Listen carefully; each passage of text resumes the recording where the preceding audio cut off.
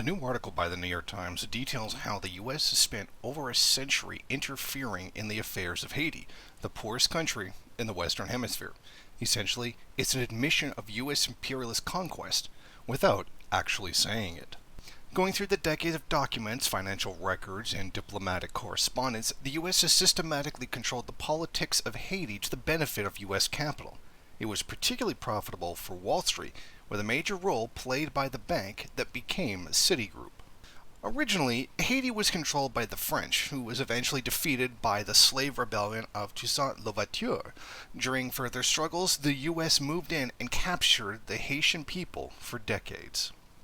According to the New York Times, the United States dissolved Haiti's parliament at gunpoint, killed thousands of people, controlled its finances for more than 30 years, shipped a big portion of its earnings to banks in New York, and left behind a country so poor that the farmers who helped generate the profits often lived on a diet close to starvation level. United Nations officials determined in 1949, soon after the Americans let go of the reins.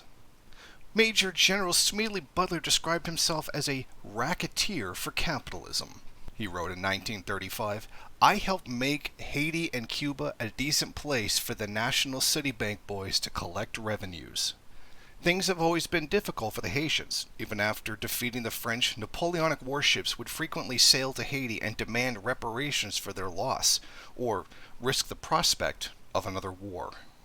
America positioned itself as a defender of Haitian sovereignty.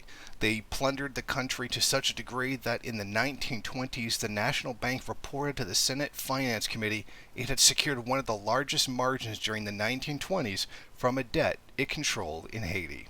The New York Times requested to see the documents from Citigroup about past dealings with Haiti, but they were denied. What we do know from government reports is that a quarter of Haiti's total revenue went to paying debts controlled by the National City Bank and its affiliate over the course of a decade, nearly 5 times the amount spent on government-run schools in Haiti during that time.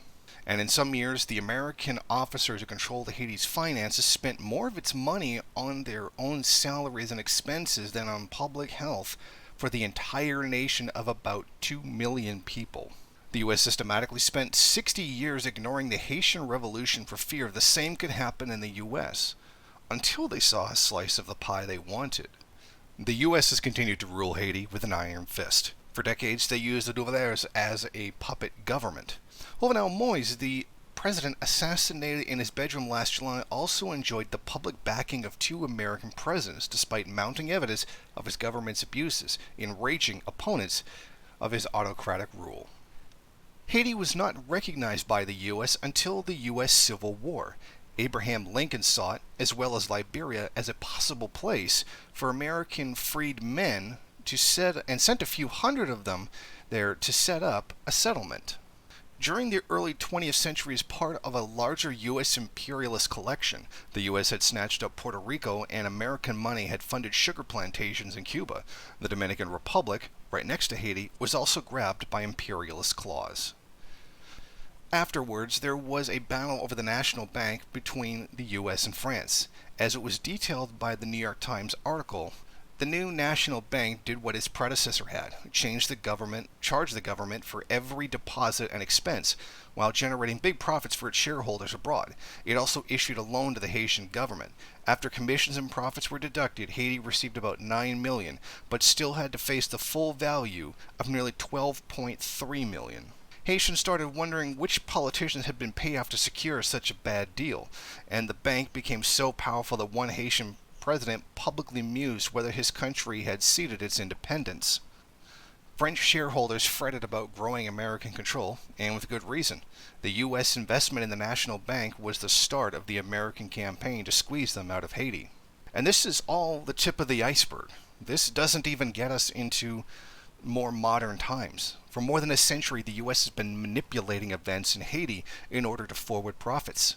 In 2004, the government was overthrown. Bertrand Arsaid was overthrown because he had dared to raise the minimum wage for garment workers to $1 an hour, less than half of what the UN says is the minimum needed to be considered above poverty, or at least what that line would be. In other words, it was considered worse poverty. It was considered abject poverty or extreme poverty, to use the exact term. And he faced assassination, and he was overthrown from the country just for doing that.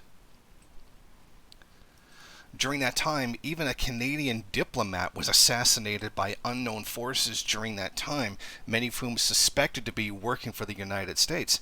And this says nothing of the recent assassination of the president carried out by a group of U.S. mercenaries, who in spectacular fashion were captured by the Haitian government and was very quickly buried by the U.S. media in order to try to save some kind of face, in order for America to continue to promote itself as the good guy, the one trying to save Haiti from itself.